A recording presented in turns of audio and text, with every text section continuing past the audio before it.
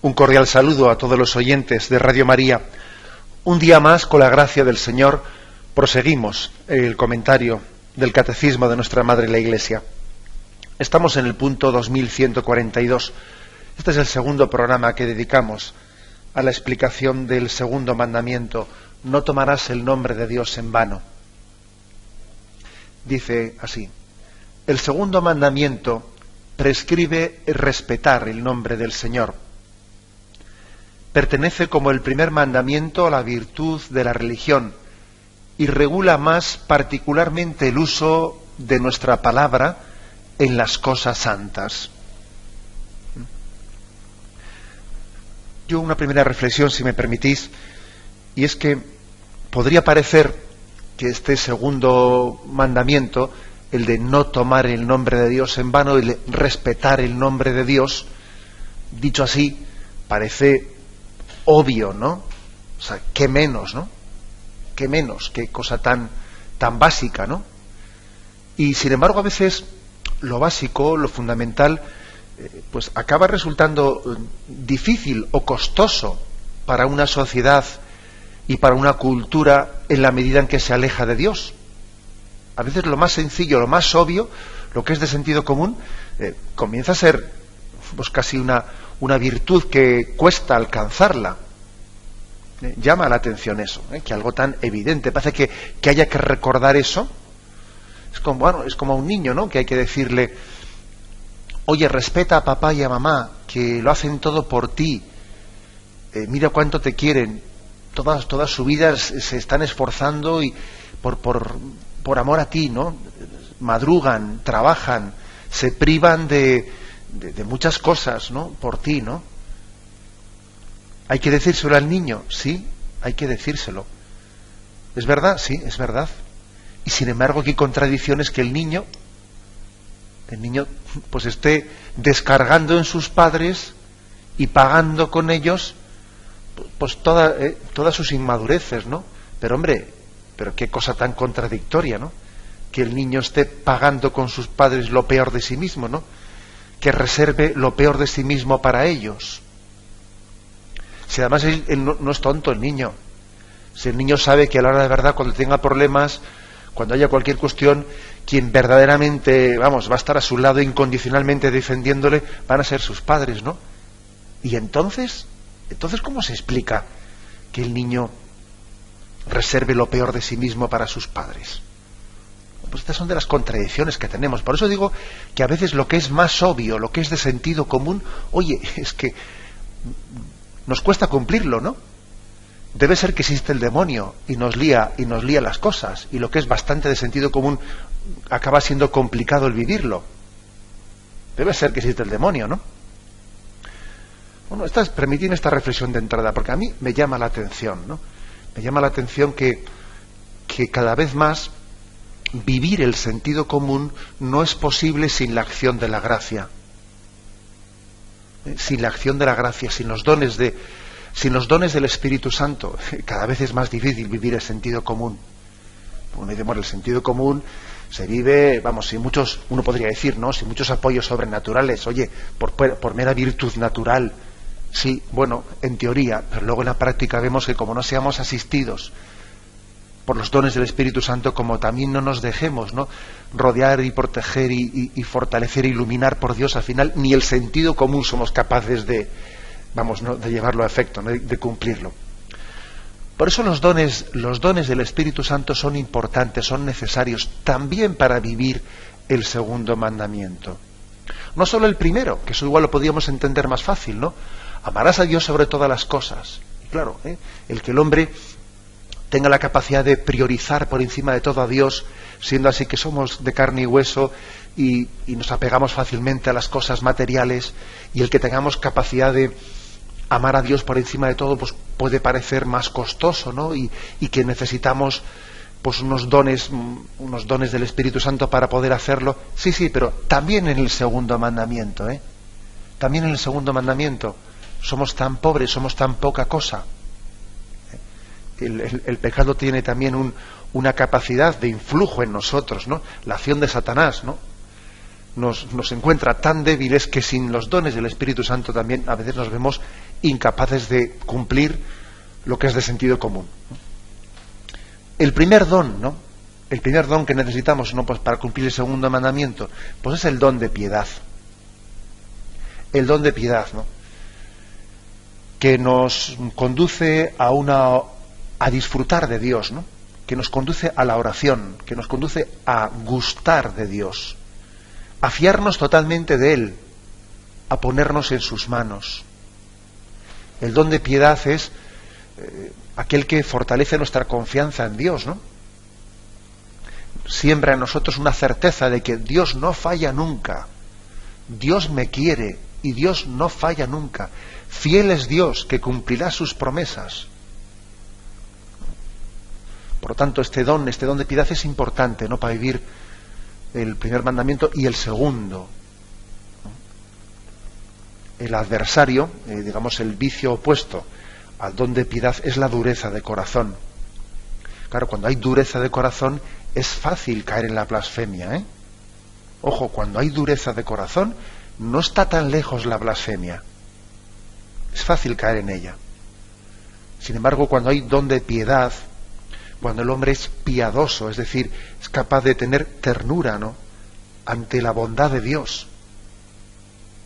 Lo importante es que sepamos también tener ternura, o sea, que no tengamos rubor de emocionarnos ante la grandeza de Dios y ante su bondad y ante su belleza. Es curioso, ¿no?, que también tenemos una especie de imagen de duro de la película, ¿no?, imagen de chulito. Es cierto, ¿no? Tenemos esa imagen que nos cuesta. Por ejemplo, vamos a ver, ¿acaso no ocurre en esta cultura española, ¿no? Bueno, yo creo que también en otros lugares, pero es evidente que en España ocurre esto, ¿no?, que los hombres, los varones, tenemos un problema serio con nuestra imagen. Un problema muy serio, ¿no? Porque parece que el macho ibérico, con perdón de la palabra así un poco irónica, ¿no?, el que va de machito ibérico, pues claro, parece que los hombres, ¿entiendes?, no podemos ser piadosos como las mujeres, ¿no? Entonces, a ver, hombre, no sé, yo no voy a estar aquí, y si vas el domingo a misa, ¿qué? ¿Ya te ha convencido la mujer? Y hasta el otro día hay un poco ahí avergonzándose, ¿no? O cuántos lugares incluso vas a celebrar un funeral y ahí están las mujeres en primer lugar y los hombres se quedan atrás de pie o incluso igual se quedan fuera, porque vamos, nosotros somos machitos, ¿no? Es que eso es un problema, ¿eh? Eso es un problema. El problema de que nuestra imagen nos impide, ¿no?, impide mostrar la sinceridad del corazón. Es curioso eso, ¿no? Y por ejemplo, eso se ve enseguida, ¿no? Cuando un niño está siendo educado y claro, pues si es niño, si es un varón, bueno, pues si su madre es la que le educa religiosamente o su abuela, al principio no habrá ningún problema, estupendo, el niño irá creciendo, pero en cuanto que el niño ya adquiera una pequeña, ya va, y cada vez ocurre antes, claro, cada vez ocurre antes, ¿no? En cuanto que ya despierta un poco, ¿no?, a ese mundo de las percepciones mutuas, de cómo me perciben, cómo me miran, ¿no?, y pierda esa inocencia primera, si él ve que su padre, ¿no?, que si es su madre la que le educa religiosamente, ¿no?, pero si su padre mantiene un poco esa especie de distancia, ¿no?, de delegar en las mujeres estas cosas, porque nosotros los hombres nos dedicamos a cosas, pues enseguida el niño va a entrar en crisis, porque parece que tiene que identificarse con la figura del machito, y entonces yo ya no me tengo que identificar con estas cosas de mujeres. Esto también ocurre en esta cultura nuestra española, y tenemos que tener capacidad de desenmascararlo y ser libres, ¿no? Porque ojo, nuestra cultura, pues hay que reconocer que tiene muchas tradiciones, o sea, está marcada por la tradición cristiana, pero no plenamente, no plenamente. En nuestra cultura hay muchas cosas que es de una España pagana, que no ha terminado de ser cristiana plenamente. O sea, en nuestra cultura han convivido raíces cristianas con otros aspectos que no han acabado, ¿no?, no han acabado de ser cristianos. El Señor sí ha impregnado esta cultura, pero muchas cosas han sido refractarias, o sea, no se han dejado empapar por Él. Y una es esta, Una es esta, ¿no? Esta especie de machismo barato, si me permitís, ¿no?, la crítica, machismo barato, que hace que el hombre tiene que dar una especie de imagen de dureza de corazón, que le hace más proclive, más propenso, ¿no?, a esa blasfemia. Bueno, es verdad que alguno me dirá, sí, pero hoy en día te blasfeman exactamente igual las mujeres. No, sí es verdad, sí es verdad.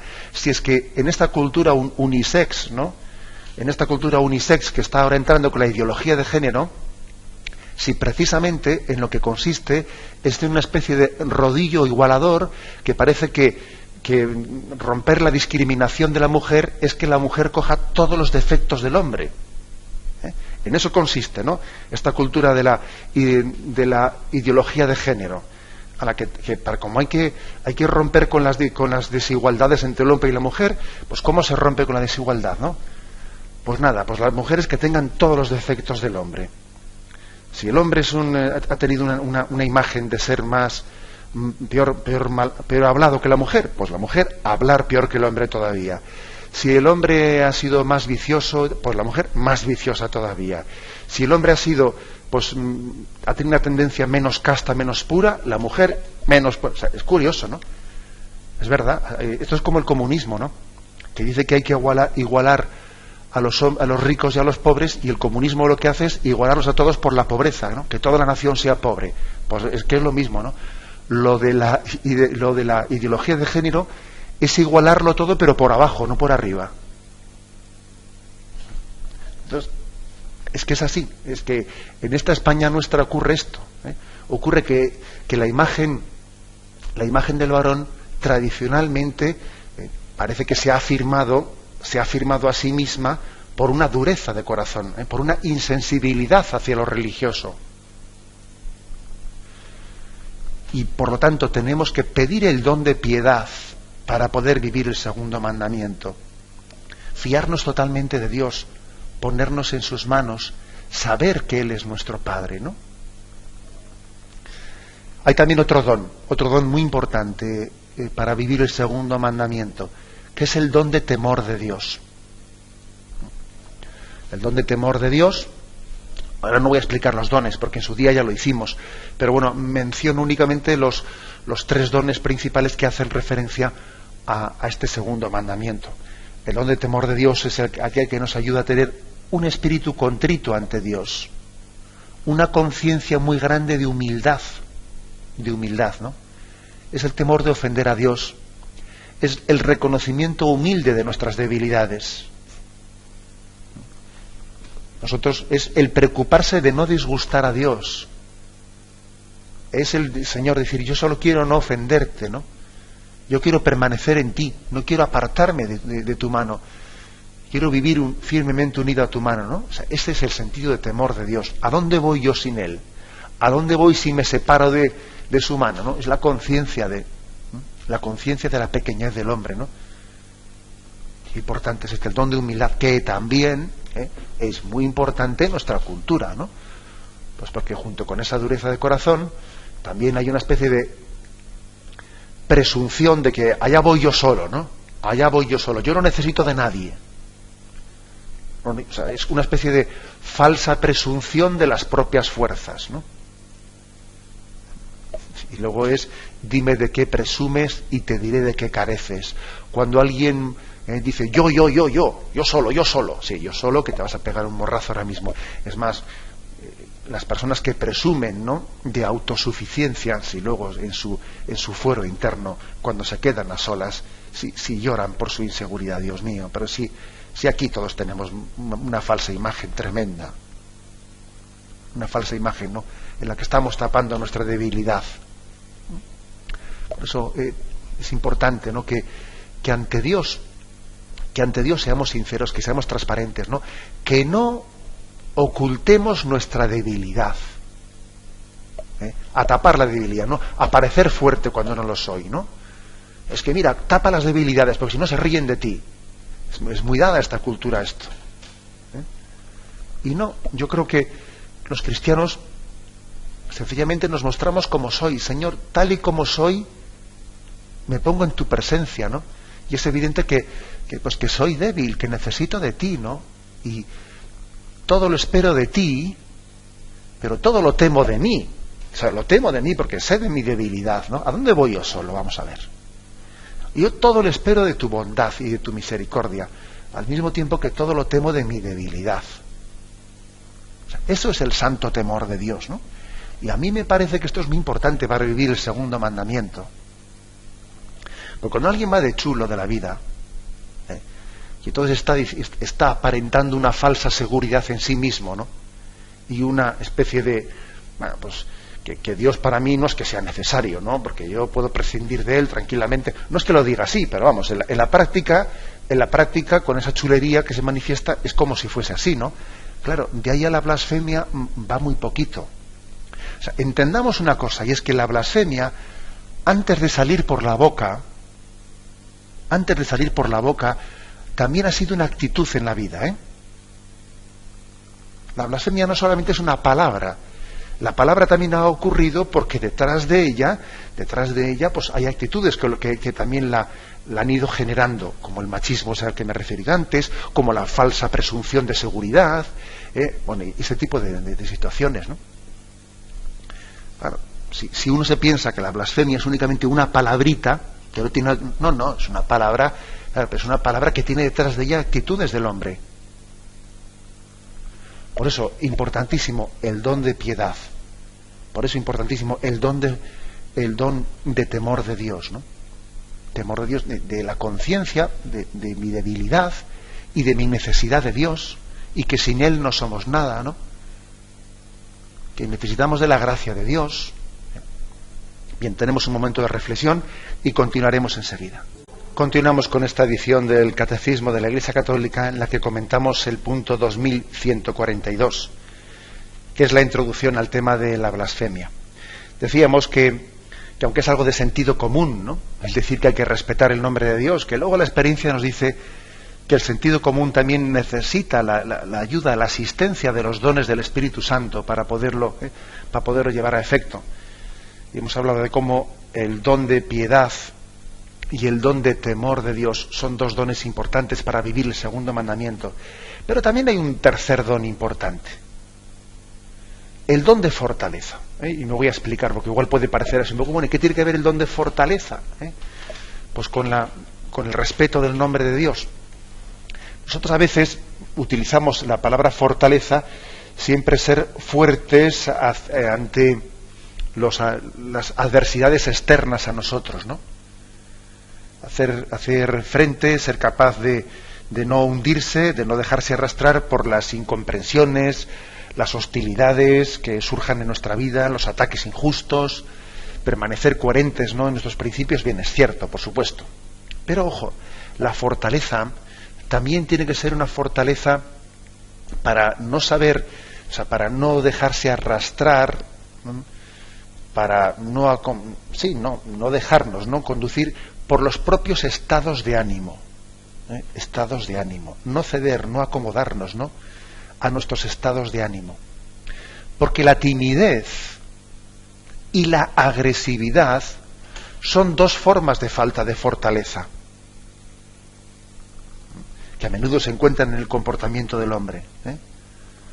Tanto la timidez como la agresividad son dos formas de falta de fortaleza.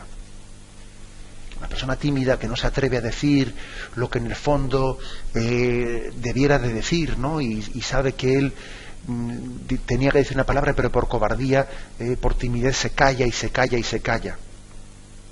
Le falta el don de fortaleza. Pero ojo, también lo contrario, la persona agresiva, que no tiene control de lo que le sale por la boca, que dice lo que o sea, lo que siente más que lo que piensa. Las personas que casi en esos momentos de esos estallidos de coléricos, ¿no?, o iracundos, ¿no?, la ira y la cólera son las que se adueñan de ellos y entonces pierden los papeles y tal y cual, ¿no?, y blasfeman. Eso es una falta de fortaleza. Es una falta de fortaleza. Tanto la timidez como la agresividad es una falta de fortaleza, y tenemos que pedir el don del Espíritu Santo, el don de fortaleza, para tener un dominio de nosotros mismos, un dominio. El Espíritu Santo quiere que nosotros conduzcamos nuestra vida, no que seamos arrastrados por los ataques que nos den. Es también lo que también llamamos la templanza, ¿no? Que es la virtud que modera la atracción de los placeres y el equilibrio, ¿no?, también de nuestra voluntad hacia ellos, ¿no? Asegura el dominio de la voluntad sobre nuestros instintos.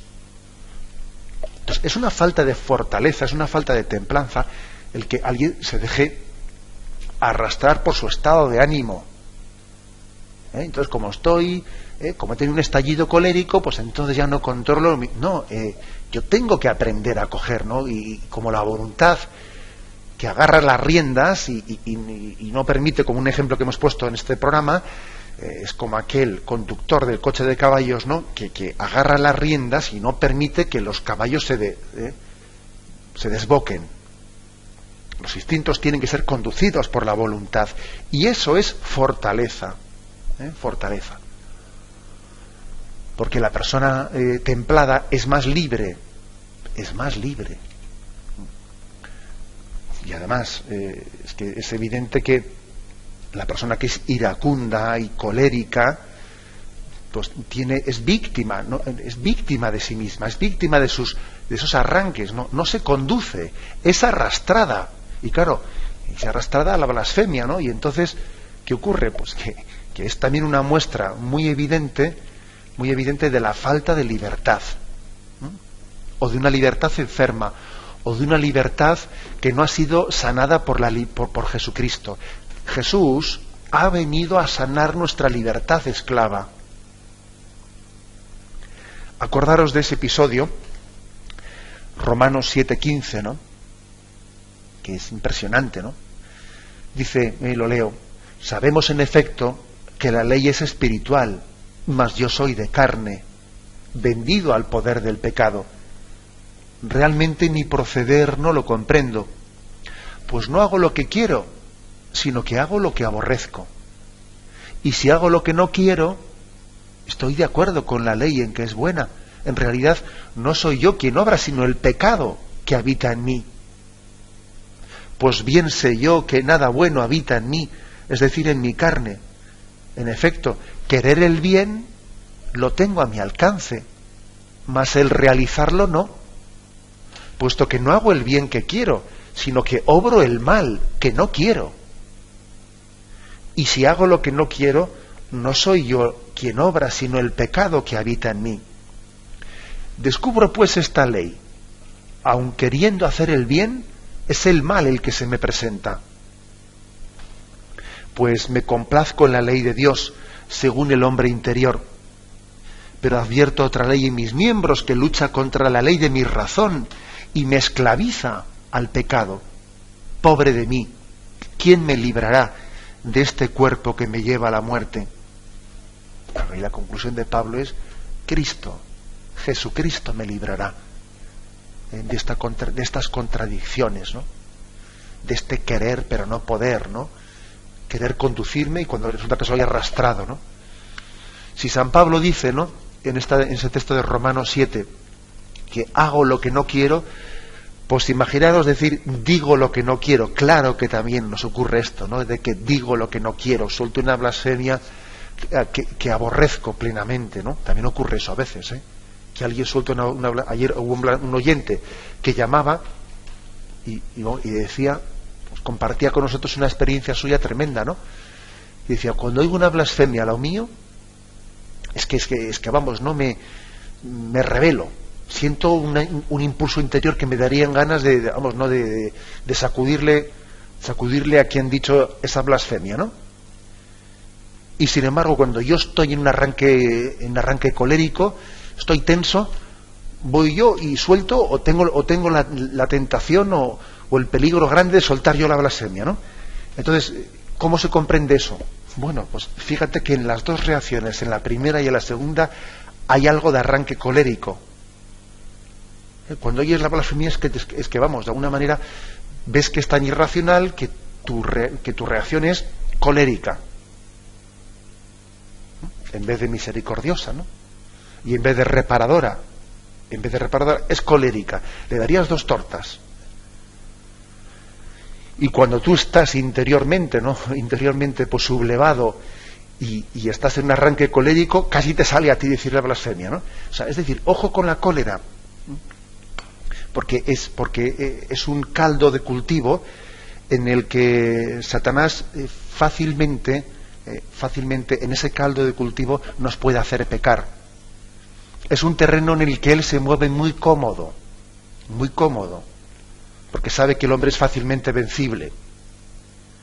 Sabe que la voluntad en ese momento es poco dueña, sino muy arrastrada. Ojo, ¿no?, con nuestras tendencias coléricas, que tienen que ser mortificadas.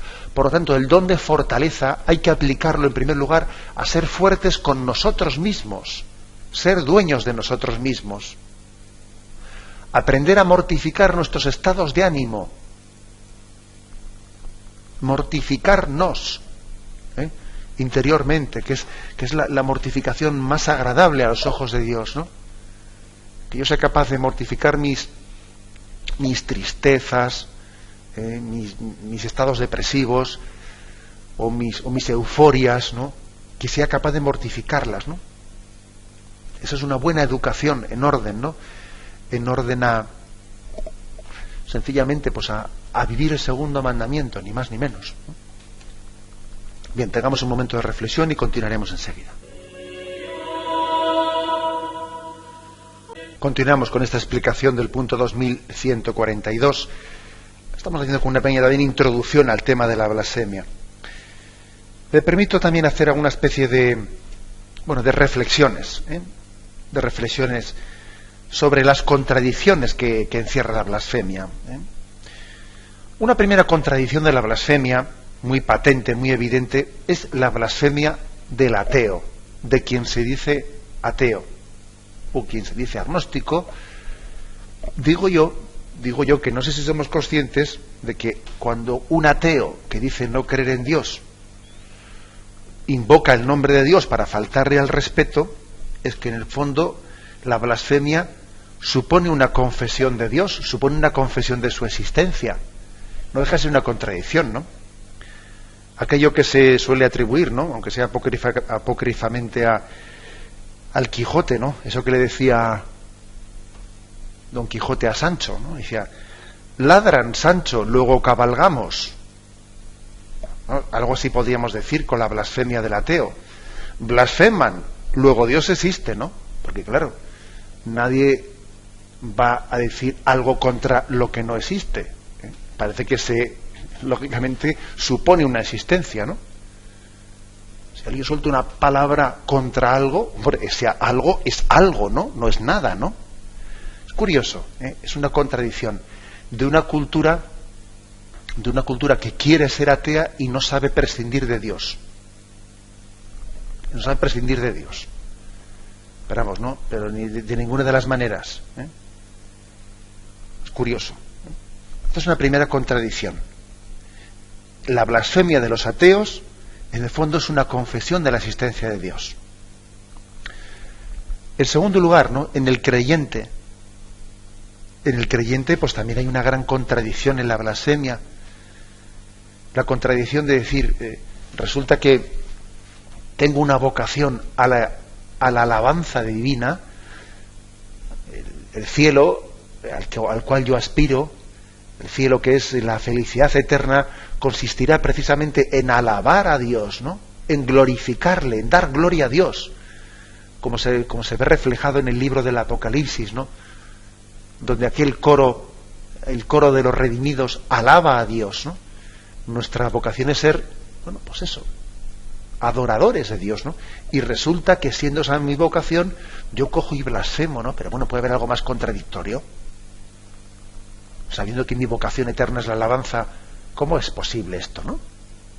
Pues la misma contradicción que decía antes de que cómo es posible que si yo sé que las personas que más me quieren, el joven que sabe, ¿no?, que las personas que más me quieren son mis padres y son a los que más hago sufrir.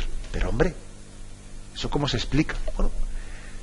Contradicciones que implican que hay una lucha en el interior del hombre, una lucha entre Cristo y Satanás, entre la gracia y el pecado, que estamos en guerra, que estamos en guerra, y hay de aquel que le quita importancia a toda batalla espiritual, y que se olvide de que el reino de Dios sufre violencia, como lo dijo el Señor, y que hay que hacerse violencia, ¿no? Para ser seguidor de ese reino de Dios. Y de los esforzados es el reino de Dios. O sea, son aspectos básicos del Evangelio que hoy en día pues pretendemos quitar todo tipo de aspecto dramático, ¿no?, a la vivencia del cristianismo, y bueno, le quitamos importancia a todo, ¿no? Dice una blasfemia, dice, bueno, pero no la ha dicho con intención de ofender. Y ya está, y te quedas tan campante. No, o sea, es una contradicción absoluta. O sea, no vale con decir no tenía intención de ofender. Es que yo, objetivamente hablando, es tan contradictoria la blasfemia con mi vocación eterna, ¿no? Eterna en esta vida y en la próxima, ¿no? Estoy llamado a ello, estoy llamado a alabar a Dios. Es tan contradictorio que no vale con sentirse justificado y decir, es que no la ha hecho con mala intención. Es que, ojo, ¿no? Ojo que hay que hacer una reflexión, ¿no? En tercer lugar, ¿no?, otra contradicción. La contradicción de qué se esconde detrás de la blasfemia en nosotros, ¿no? Porque muchas veces detrás de la blasfemia se puede esconder, en primer lugar, pues una tendencia a llamar la atención. Un poco lo que he dicho al principio del programa, de esa cultura un poco machista ibérica, de que hay que ser un poco el duro del grupo, ¿no?, para que allí yo me afirme, el machito ibérico que tiene que decir, no, la dureza, que yo aquí suelte una blasfemia y me creo más hombre que nadie, ¿no? O sea, claro que existe. O sea, en el fondo, muchas veces detrás de una blasfemia, sobre todo cuando se comienzan a pronunciar en un joven o en un niño, existe una tendencia a llamar la atención. Es una especie de carencia afectiva, y que uno quiere llamar la atención. ¿Y cómo lo hace? Pues eso, ¿no?, de la manera más, por ejemplo, mintiendo. A veces que se miente para llamar la atención, claro, para ser alguien, ¿no? O se dice una palabrota ante los amigos, ante la cuadrilla, ¿no? Porque se tiene un complejo de inferioridad muchas veces, ¿eh? Ojo que a veces detrás del ser un mal hablado, de las blasfemias, existe eso, ¿no? El llamar la atención, ¿no? Y tenemos eso que verlo, que lo llevamos todos. Es decir, que nadie es ajeno a esta tentación de llamar la atención en las cosas que hacemos. Nadie, desde pequeñitos, ¿no? Desde que estamos en la cuna y lloramos para que nos hagan caso. Y si tenemos a alguien sonriendo y si alguien se va, nos dejan solos, a llorar otra vez, que quiero que alguien me haga caso.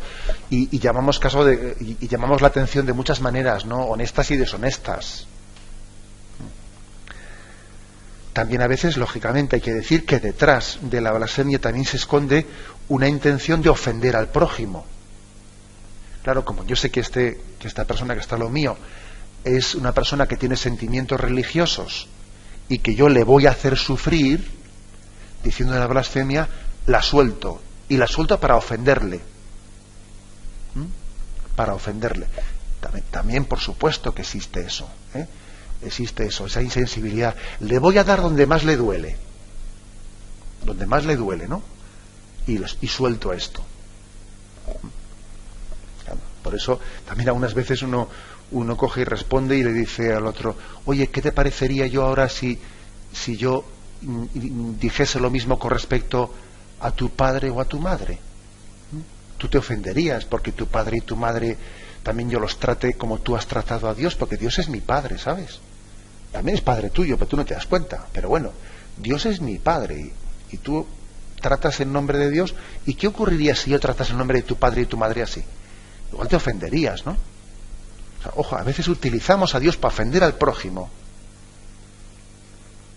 Es curioso, ¿no? Yo a veces pienso, qué humilde es Dios, pero qué paciencia tiene Dios, ¿no?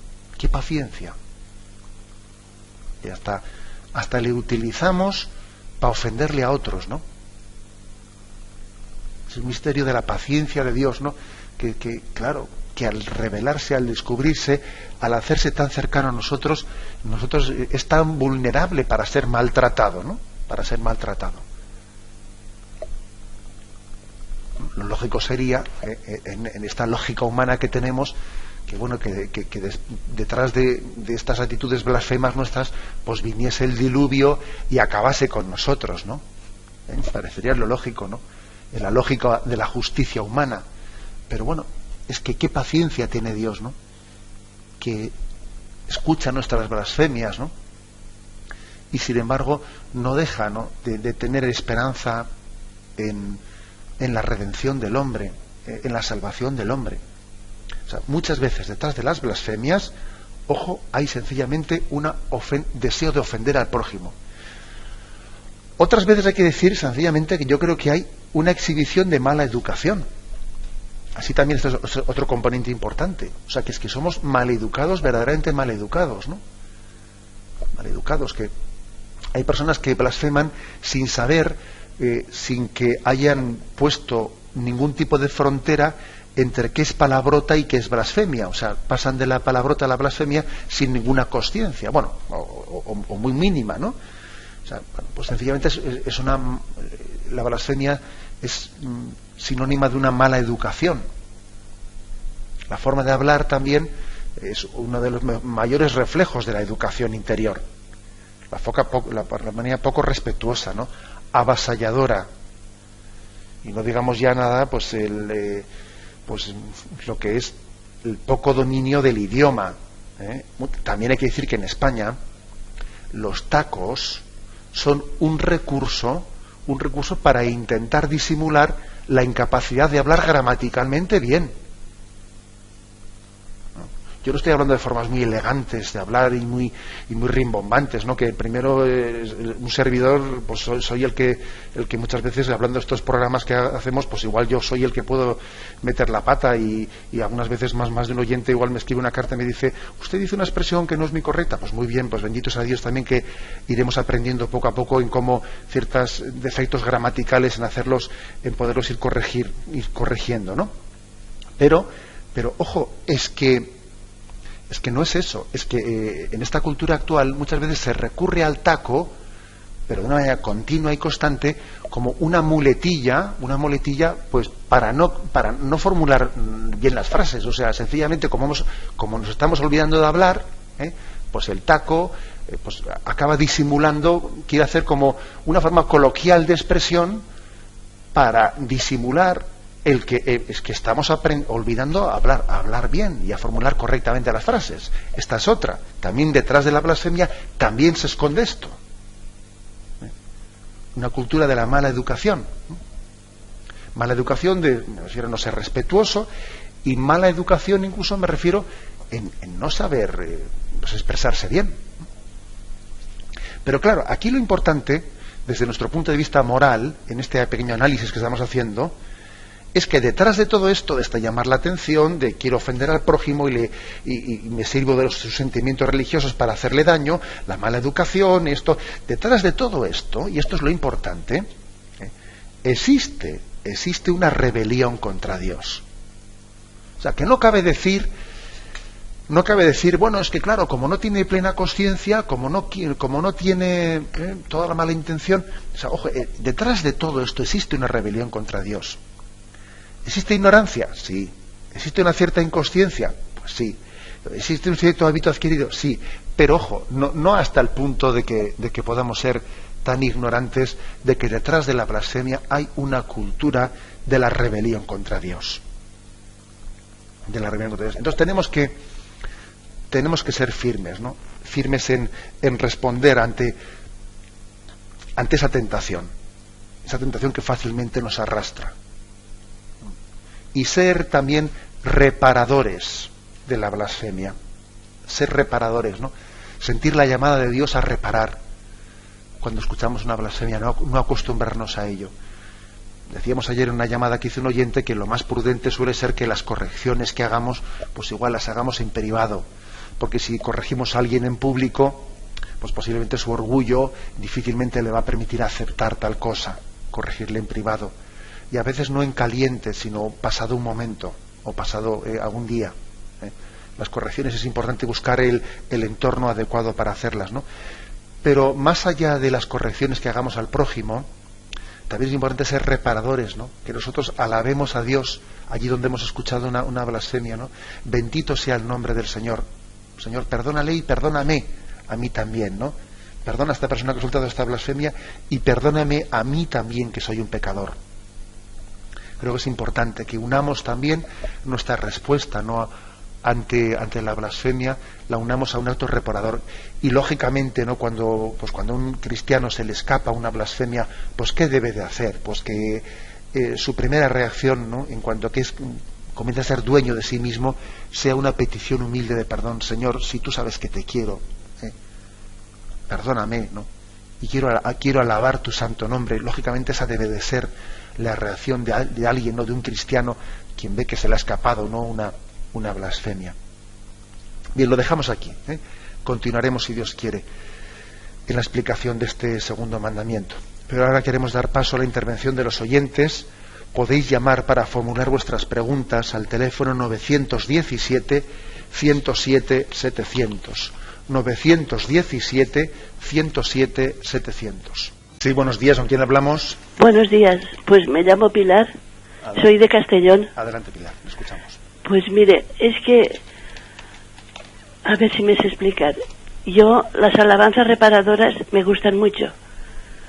Y resulta que ahora vamos de cuando en cuando a la catedral, a los cabildos, que es las laudes de los jueves, vamos allí a las 10. Solemos ir, no todos los jueves, pero algunos. Y ahora han eliminado las alabanzas reparadoras. Y a mí me gustaban mucho porque... Hombre, ¿por qué las tienen que quitar? No sé.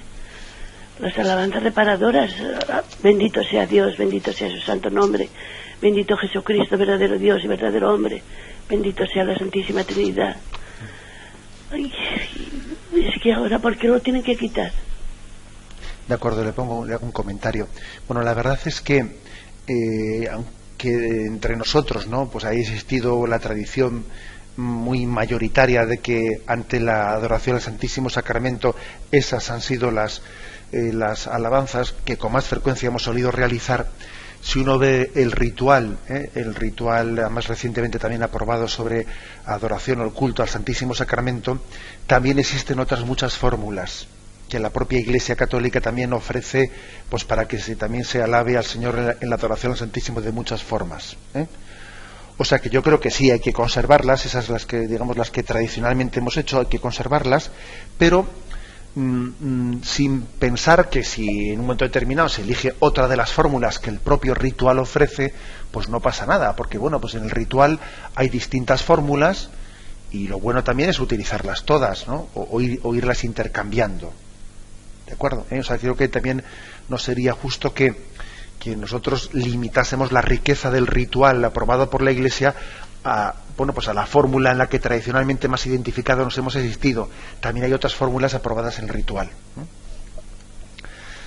Adelante, damos paso a un siguiente oyente. Buenos días. Buenos días, padre. Buenos días, sí, lo escuchamos. Padre, mire, a mí me parece que tenemos en la blasfemia bastante culpa los cristianos, y perdone lo que le voy a decir, y también a mí me parece que los sacerdotes no hablan tampoco demasiado. Mire, padre, trabajo en un psiquiátrico. Y en este psiquiátrico, cuando llegué a trabajar, era increíble cómo se juraba. Los enfermos y también bastante gente del personal. Y yo estaba tan extrañada que a cada blasfemia decía, bendito sea Dios, en voz alta. Y ya cuando llevé bastante tiempo, fui y empecé por los enfermos, pero estando el personal delante. Y digo, mire usted, no juren porque ofenden a Dios.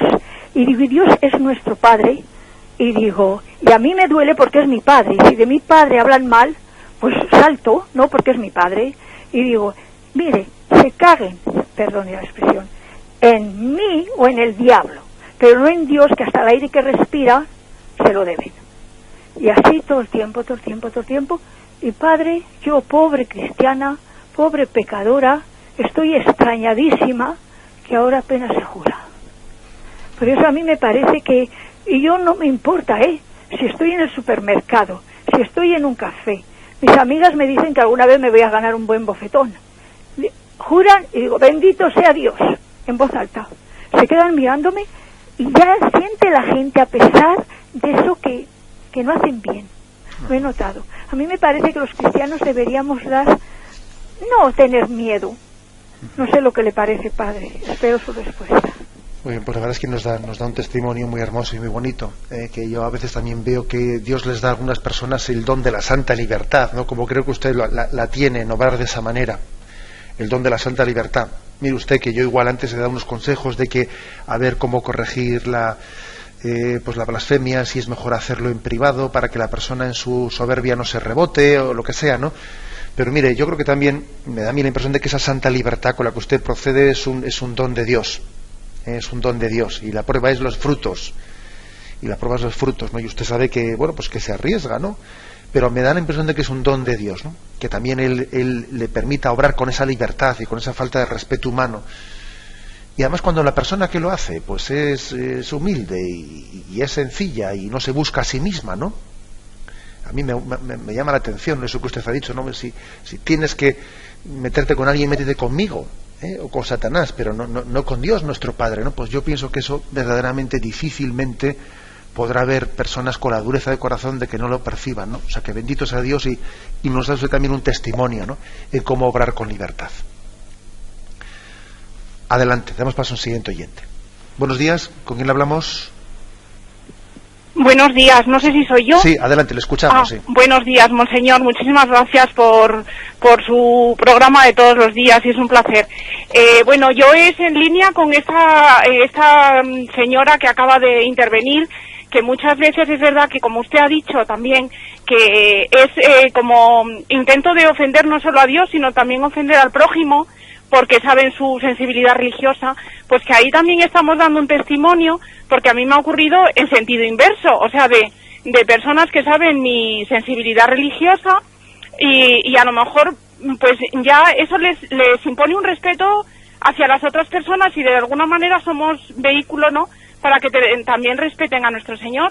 Entonces a mí me han llegado incluso a pedir perdón por blasfemar, con lo cual, pues nada, decir que doy muchísimas gracias a Dios y que creo que sí que es verdad que tenemos que ser mucho más valientes, con sencillez, como esta señora que ha intervenido antes, ¿no? Con toda la sencillez del mundo, con toda la humildad del mundo, pero hacer conocer a los demás que ofenden a Dios y que nos ofenden también a nosotros, que somos sus hijos, y nada más. De acuerdo. Pues yo creo que es también un testimonio esto que usted ha dicho, es decir, cuando alguien igual dice una blasfemia con la intención, ¿no?, de ofender, digamos, a nosotros mismos, pues creo que un testimonio puede ser el que ha dicho el oyente anterior, ¿no? Decir, oye, si quieres métete conmigo mismo, pero con Dios no te metas porque hasta el aire que respiras se lo debes, como ella ha dicho, ¿no? Cuando hay otro tipo de blasfemia como la que ha dicho ahora el oyente, ¿no?, que alguien blasfema y dice, anda, sí, oye, te pido perdón que no quería ofenderte a ti, se ve que lo ha dicho no con intención de ofenderte, es un buen momento para hacer una catequesis y decirle, no, mira, si el problema no es que me ofendas a mí, pero también piensa que a Dios, que Dios no se merece que le tratemos así. O sea, entiende que cuando hay otro tipo de persona, ¿no?, que no lo ha dicho por ofenderte, es más, hasta te pide disculpas a ti, bueno, pues yo creo que en ese momento tenemos que hacerle entender que lo principal de nuestros actos es la referencia que tienen a Dios y no a los que nos rodean, porque es que hoy en día está muy extendido que parece que pecado es lo que daña a los demás, pero claro, mucha gente no se piensa que mis actos también pueden ofender a Dios. Estamos en una visión tan horizontal, tan horizontalista, que por pecado entendemos lo que hace daño a los demás. Pero claro, la gente dice, ¿no?, la famosa frase esa, yo ni mato ni robo. Claro, si yo ni mato ni robo y no hago daño a los demás, pues eso ya, lo que yo hago no le importa a nadie. No, un momento, oye, también estas obras pueden ofender a Dios, no únicamente a los demás, ¿no? O sea, frente a esta visión tan horizontalista, hay que recordarle, ¿no? Mucha gente, no te preocupes, si no es que a mí me hayas ofendido, pero también piensa que Dios no se merece que le tratemos así. O sea, tenemos que respetarle, ¿no? Sí tenemos que pedir, ¿no?, la santa libertad y la santa sencillez, ¿no?, de tener una palabra oportuna, ¿no?, en ese acto de reparación. Y también en ese acto de mostrar arrepentimiento cuando se nos escapa, ¿no?, pues una palabra indebida. Me despido con la bendición de Dios Todopoderoso, Padre, Hijo y Espíritu Santo. Alabado sea Jesucristo.